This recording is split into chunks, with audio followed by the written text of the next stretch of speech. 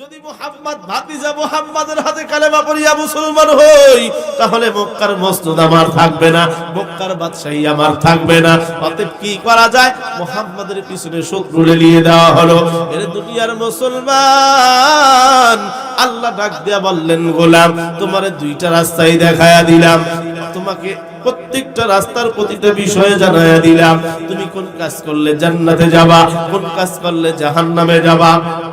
অতএব তুমি, তোমাকে যে বিবেক দিলাম, বিবেক দিয়ে তুমি প্রশ্ন করো, বিবেককে জিজ্ঞাসা করো, বিবেক দিয়ে বিবেচনা করো, তুমি জান্নাতের রাস্তায় হাঁটবি না জাহান্নামের রাস্তায় হাঁটবি। তোরে দুইটা রাস্তা দেখায় দিলাম, কিন্তু গোলাম তোমারে কিন্তু ক্ষমা করার সুযোগ দিয়ে দিছি, তোমারে আমার কাছে তওবার সুযোগ দিয়ে দিলাম। এরে গোলাম, তুই আসমান পরিমাণ গুনাহ করছো, কোনো সমস্যা নাই, তুমি পাহাড় পরিমাণ গুনাহ করছো, সমস্যা নাই, কিন্তু ওই যে তোমার মায়ের মুখের মধ্যে, বাবার মুখের মধ্যে কিঞ্চিত রহমত দেওয়ার কারণে যদি তারা তোমারে ক্ষমা করিয়া দেয়, আমি আল্লাহ 99 ভাগ রহমত আমি আল্লাহর কুদরতি অন্তরে রাখিয়া দিলাম। তুই পাহাড় পরিমাণ গুনাহ কর, তুই জমিন পরিমাণ গুনাহ কর, সাত আসমান জমিন পরিমাণ গুনাহ করিয়া ফেলাও, কিন্তু যদি খালেস নিয়াতে, খুলুসিয়াতের সাথে, ইখলাসের সাথে আমি আল্লাহর কাছে তওবা করো, আমি আল্লাহর কাছে মাফ চাও, আমি আল্লাহর রহমত থেকে নিরাশ না হইয়া আমি আল্লাহর কাছে ফিরো, আমি আল্লাহর কাছে ক্ষমা চাও। যদি ক্ষমা চাইতে দেরি, আমি আল্লাহ মাফ করতে দেরি হবে না। আল্লাহু আকবার। মালিক ডাক দিয়া বললেন, তোরে রাত্রি দিলাম আরামের জন্য, দিন দিলাম রোজগারের জন্য, কিন্তু শুরুর ভাগে একটা নামাজ দিয়ে দিয়েছে সুবহে সাদিকের সময়, ফজরের নামাজ। বলতেছিলাম মনে আছে কি? ফজরের নামাজে হাইয়া আলাস সালাহ হাইয়া আলাল ফালাহ, মসজিদের মুয়াজ্জিন ডাক দিয়ে বলে হাইয়া আলাস সালাহ হাইয়া আলাল ফালাহ, এসো কল্যাণের দিকে, এসো মুক্তির দিকে। ডাকলো, আল্লাহ তোমার আমার দিকে রহমতের দৃষ্টি দিয়া তাকায়া, এরে গোলাম আয় আয় আয় আমার কাছে চলে আয়। তুই নামাজ পড়িয়া যখন দুহাত উঠায়া মোনাজাত করবি, চোখের পানি যখন ছাড়িয়া দিবি, তুই গত রাত্রি যে ঈশার নামাজ পড়ো নাই, গুনাহ মাফ হইয়া যায়। জোহরে আজান হয়ে গেল, ফজরে তুমি আমি হাজির হইলাম না, জোহরে আজান পর্যন্ত মালিক চেহারা রহমতের দয়ার মায়ার চেহারা নিয়ে তোমার দিকে তাকায়া, তোমার আমার চেহারার দিকে রহমত নিয়ে তাকায়া, গোলাম আয় আয় আয়। তুই ফজরে আসস নাই, কোনো সমস্যা নাই, তুই জোহরে আমার কাছে আসিয়া যাও। জোহরের দিকে তাকায়া থাকলে জোহরও তুমি আমি পড়লাম, আসর পর্যন্ত মালিক তাকায় আছে, গোলাম বুঝি আসরে হাজির হবে, আসরেও তুমি আমি হাজির হইলাম না। মালিক তাকায় আছে, গোলাম মাগরিবে হাজির হবে, মাগরিবেও হাজির হইলাম না। ঈশার দিকে তাকায় আছে, গোলাম ঈশাতেও হাজির হইলা না। ঈশার থেকে নিয়ে আমার মালিক বলে, সারাদিন গুনাহ করছ, সারাদিন গুনাহ করিয়া পাহাড় করলি, রাত্রি যখন গভীর হয় প্রথম আসমানে চলে আসলাম, প্রথম আসমানে আসিয়া ডাক দেয়, আলা মিন মুস্তাগফিরিন ফাগফির লাহ। রে গোলাম আয়, সারাদিন যত গুনাহ করছ তুই আমার কাছে আয়, আমার কাছে ফিরো, চোখের পানি ছাড়ো, আমার কাছে তওবা করো। আমি আল্লাহ সারাদিন তুই যা গুনাহ করলি, আমার কাছে 2 ফোঁটা চোখের পানি যদি ফালাইতে পারো, আমি আল্লাহ এই 2 ফোঁটা চোখের পানির কারণে তোর জিন্দেগির গুনাহগুলো মাফ করে দেই। আল্লাহু আকবার। অফার কত সুন্দর! দিনের বেলায় গুনাহ করছি, রাতে ক্ষমা করার জন্য মালিক প্রথম আসমানে এসে ডাক দিলেন, আলা মিন মুস্তাগফিরিন ফাগফির লাহ, আয় আয় আয় আমার কাছে চলে আয়। রাত্রিতে আমি ক্ষমা চাইলাম না। কিতাবের মধ্যে বয়ান করা হয়, রাত্রিতে যারা গুনাহের মধ্যে লিপ্ত হইয়া যায়, এই ব্যক্তিদের জন্য সকাল সুবহে সাদেকের পর থেকে সকাল থেকে সন্ধ্যা পর্যন্ত মালিক রহমতের মায়া, রহমতের দিক রহমত দিয়ে রহমতের দৃষ্টি লইয়া ওই গোলামের চেহারার দিকে তাকায়া থাকে। এর গোলাম তুই যদি তওবা করো আমি আল্লাহ তোরে মাফ করে দিব। এর দুনিয়ার মুসলমান, এই রহমত দয়াময় আল্লাহ, এই আল্লাহর যদি আমি আপনি আমার আপনারা আসল বানায়া লই, এই মালিককে যদি আসল বানাইতে পারো, দুনিয়ার সব কিছু তোমার পায়ের তলায় এসে যাবে। কত ঠিক কিনা? মালিক যদি আসল হয়ে যায়, দুনিয়ার সব কিছু তোমার আমার হয়ে যাবে। দুনিয়ার মধ্যে দুই শ্রেণীর মানুষ। এক শ্রেণীর মানুষ দুনিয়া কামাতে ব্যস্ত হয়ে গেল, সে শুধু চায় দুনিয়া, শুধু দুনিয়া আর দুনিয়া। কিন্তু দ্বিতীয় একটা দল, যেই দল চায় আখিরাত। বলেন ঠিক না? আর যেই ব্যক্তিগুলা দুনিয়া কামাইতেছে, দুনিয়ার দিকে দৌড়ায়, এরা দুনিয়া পাইলেও পাইতে পারে, না পাইলেও না পাইতে পারে। দুনিয়া তাদেরকে আল্লাহ দিলেও দিতে পারে, না দিলেও দিতে পারে। কিন্তু যারা আখিরাত কামানোর জন্য রাত্রি জাগিয়া চোখের পানি ছাড়িয়া ওই যে যায় নামাজের মুসল্লা বিছায়া মালিকের কুদরতি কদমে সিজদা লাগায়া দেয়, সিজদা লাগায়া চোখের পানি যখন ছাড়িয়া দেয়, চোখের পানি যখন ছাড়িয়ে দিল আর বলে ও মালিক আমারে তুমি ফিরাইয়া দিও না। একদিন, দুই দিন, তিন দিন, চার দিন, এক মাস, দুই মাস, এইরকম করতে করতে মালিকের মধ্যে আর গোলামের মধ্যে এমন সম্পর্ক হয়ে যায়, ওই গোলাম জবান দিয়ে যেটা উচ্চারণ করে কবুল হইতে দেরি হয় না। আল্লাহু আকবার। এইটা কিসের কারণ? মালিকের সঙ্গে মহাব্বতের কারণ। মালিকের সঙ্গে যদি মহাব্বত হয়ে যায় মুমিন, মালিক যদি তোমার আমার আসল হয়ে যায়, আর মায়ার নবী রাহমাতুল লিল আলামিন যদি আসল বানাইতে পারো, এই দুইজনকে আসল বানাইতে পারলে, এক নাম্বার রব্বি আল্লাহ, আল্লাহকে আসল বানাতে হবে। দুই নাম্বার মায়ার নবী, যেই নবীর সঙ্গে রক্তের কোনো সম্পর্ক তোমার আমার নাই, যেই নবীর সঙ্গে বংশের কোনো সম্পর্ক তোমার আমার নাই, কিন্তু ওই মায়ার নবী তোমার আমার জন্য কত পাগল। তায়েফের ময়দানের দিকে তাকায়া দেখো, মায়ার নবীর যখন তায়েফের জনগণ আঘাত করে, তায়েফের যুবকেরা যখন আঘাত করে, মায়ার নবী জমিনে পড়ে বেহুশ। হযরত জিবরিল আমিন আলাইহিস সালাতু ওয়াস সালাম এসে বলে ইয়া রাসূলুল্লাহ, ইয়া হাবিবাল্লাহ, অনুমতি দিলে দুপাশ থেকে চাপা দিয়ে হত্যা করিয়া ফেলাই। মায়ার নবী ডাক দেয়া বলে জিবরাইল, এরা তায়েফের মানুষ তো বুঝে না, এদেরকে আঘাত করা যাবে না। লা ইলাহা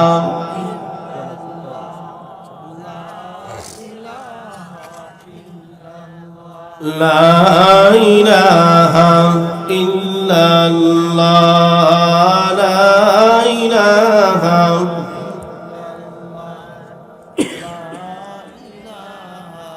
ইল্লাল্লাহ, লা ইলাহা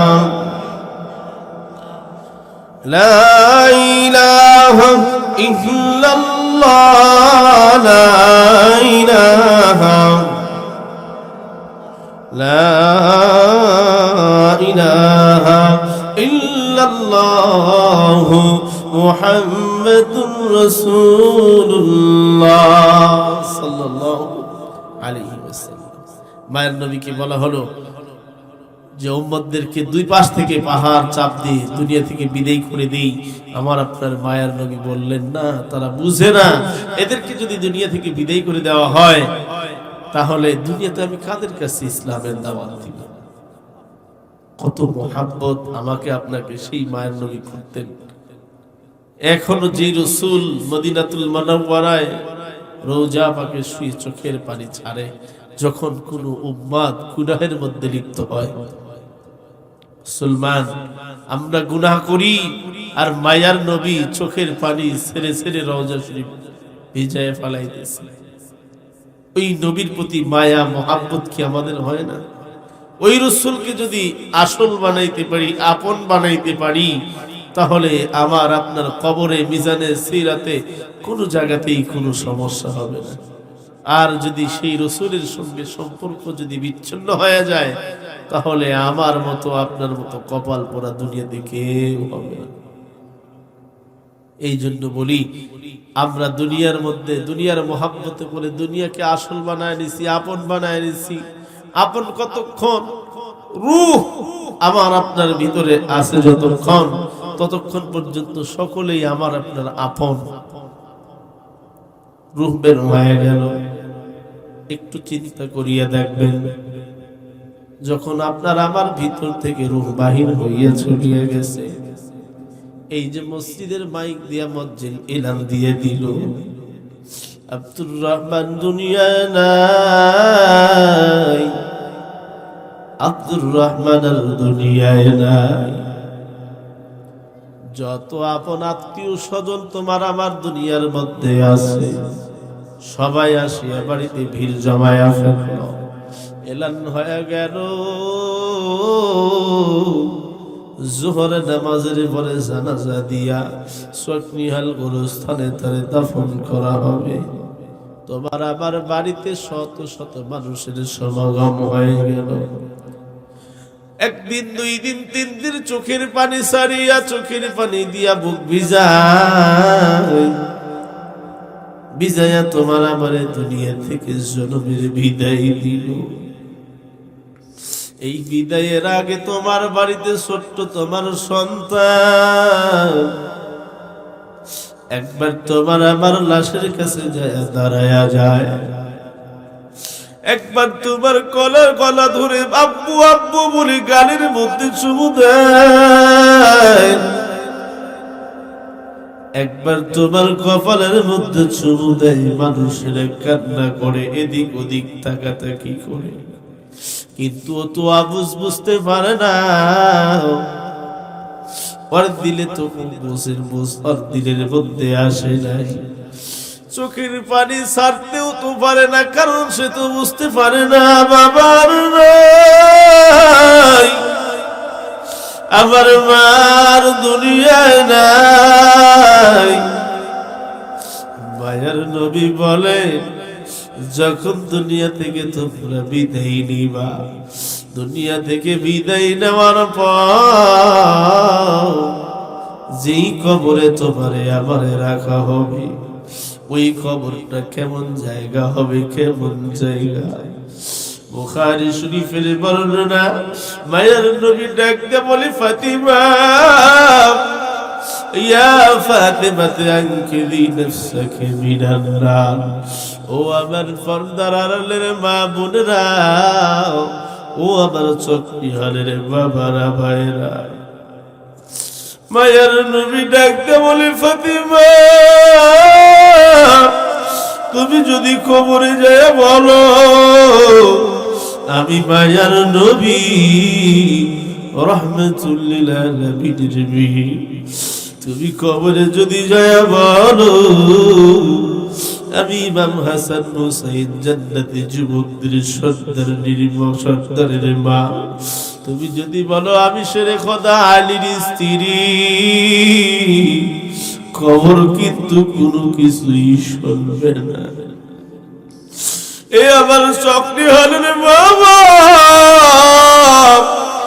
ঘটনা সবই জানা, একটু মনে করিয়া দেখো। আবু যর গিফারী রাদিয়াল্লাহু তাআলা যখন হযরতে ফাতেমা ইন্তেকাল করলেন, আলী খবর দিল আবু যর কবর খনন করলে হবে। আবু যর যখন কবর খনন করে আর জবাব দিয়ে বলে, ও কবরের মাটি, তুমি কি জানো তোমার মধ্যে আজকে কে আমরা রেখে যাব? কবরের মাটিকে আবার ডাক দে বলে, ও কবরের মাটি, তোমার খবর মধ্যে কে আসতেছে জানো? মায়ার নবী, দয়ার নবী, সারা জাহানের বাদশা নবী, আলম সরকার দো আলম নবী, নবী আলাইহিমুর রাহমাত আর মেয়ে ফাতেমা তোমার ভিতরে আসতেছে। কবরকে সম্বোধন করে বলে, কবর তোমার মধ্যে কি আসে জানো? তোমার মধ্যে আগমন করে জান্নাতি যুবকদের সরদারের মা। তোমার মধ্যে আগমন করে হযরত আলীর বিবি। কবর মালিক রে ডাক দেয়া বলে, ও মালিক, আমার জবানটা খুলিয়া দাও, আমি একটু আবু যরের সঙ্গে কথা বলবো। কবরের জবান মায়ার মালিক খুলিয়া দেয়। কবর ডাক দিয়া বলে, ও আবু যর, তুমি কাকে কি বলো? আমি মায়ার নবীর বেটিকে চিনি না, আমি ইমাম হাসান হুসাইনের মারেও চিনি না, আমি আলীর স্ত্রীরেও চিনি না, আমি চিনি রে কামল। রে আমার চকনি হালের মা, যেই ফাতেমা অন্য কোন পুরুষের সঙ্গে দেখা দিল না, শরীয়তের সমস্ত হুকুম মানিয়া লইল, শরীয়তের বিধিবিধান মানিয়া পর্দা পালন করিয়া দুনিয়া থেকে বিদায় নেওয়ার পরে খবর যদি এই কথা তার ব্যাপারে বলো, এই কথা যদি বলে, এরে মা তুমি কেমনে বাবা পর্দা হইয়া চলো, তুমি কেমনে তুমি বাজারে যাও, কেমনে তুমি টিভির ঘরে বসিয়া থাকো। একদিন তো এমন ছিল প্রতিটা ঘর থেকে কোরআনের আওয়াজ, কিন্তু এখন তো আর সেই কোরআনের আওয়াজ বের হয় না। এরে মা, ইসলামে তোমাদের কত ভূমিকা জানো না? হযরত সুমাইয়া রাদিয়াল্লাহু তাআলা আনহা যখন ইসলাম গ্রহণ করলেন, ইসলাম গ্রহণ করার পর হযরত সুমাইয়া রাদিয়াল্লাহু তাআলা আনহাকে আবু জেহেলের সৈন্য সামর্থ্য দিয়া গ্রেফতার করিয়া তার রাজ দরবারে হাজির করা হলো। তাকে বলা হলো, সুমাইয়া কালেমা সারিয়া দাও, কালেমা যদি তুমি সারিয়া দাও তোমাকে সসম্মানে মুক্তি দিয়ে দিব, আর একটা অপশন তোমার সম্পদশালী বানায়া দিব। সুমাইয়া ডাক দেয়া বলে, না ফরমান, জীবন দিতে রাজি, কালিমা সারতে রাজি না। জীবন দিতে রাজি, কালিমা সারতে রাজি না। এরে আমার চোখে হালের মা বোনেরা, হযরত সুমাইয়ার শরীর থেকে একে একে সমস্ত কাপড় খুলে নেওয়া হলো। কিতাবের মধ্যে লেখা হয়, হযরত সুমাইয়া রাদিয়াল্লাহু তাআলা ফুপিয়ে ফুপিয়ে কান্না করে চোখের পানি ঝরে। আবু জেহেল ডাক দেয়া বলে, সুমাইয়া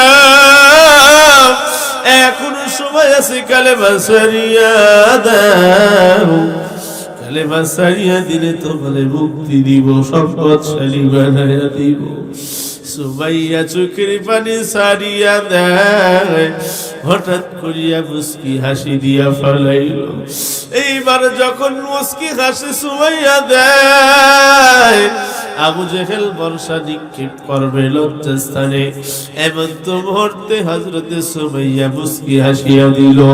মুস্কি হাসি দেওয়ার পর হযরত সুমাইয়াকে আবু জেহেল জিজ্ঞাসা করে, এরে সুমাইয়া চোখের পানি সরলি,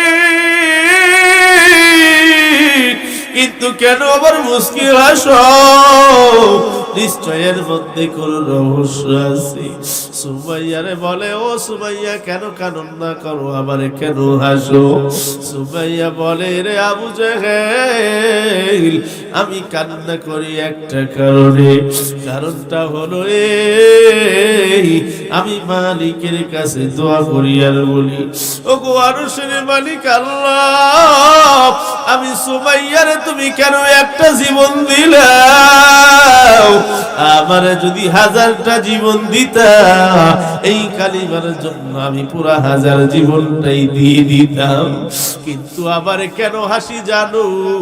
জান্নাতি ফেরেশতারা জান্নাতি পোশাক লইয়া আমার দিকে তাকায় বলে, সুমাইয়া ইন্তেকাল করতে দেরি, শহীদ হইতে দেরি, জান্নাতি পোশাক পরাইয়া জান্নাতে নিতে দেরি হবে না। সুবহানাল্লাহ। এরে আমার চকনিহালের মা বোনেরা, এত বড় কঠিন তোমাদের উপরে কেউ করে নাই। কেন তুমি পর্দা করবা না? কেন নামাজ পড়বা না? কেন সুন্নাহ মোতাবেক চলবা না? এই জন্য বলি, ও আমার মা, ও আমার বোন, জাহান্নাম থেকে নিজেরে বাঁচাও। এরে আমার ভাই, আমার বাবা, তিনটা দিকে তাকাইলে আল্লাহর রহমত নাজিল হয়। কয় দিকে? জোরে বলি। তিনটা দিকে তাকাইলে আল্লাহর রহমত নাজিল হয়, সগীরা গুনাহ মাফ হয়, এবং যেই জায়গায় সগীরা গুনাহ মাফ হয় ঘাটতি হইল, ওই জায়গায় নেক দিয়া পরিপূর্ণ যিনি করে দেন, বলেন তো তিনি কে? এই তিনটা জিনিসের তিনটা দিকে তাকাইলে গুনাহ মাফ হয়। তার মধ্যে প্রথম নাম্বার দিক খানায়ে কাবা। এই কাবার দিকে কোনো ব্যক্তি যদি তাকায়া থাকে, যতক্ষণ তাকায়া থাকবে ততক্ষণ পর্যন্ত তার সগীরা গুনাহগুলা মাফ করে দিবেন কে?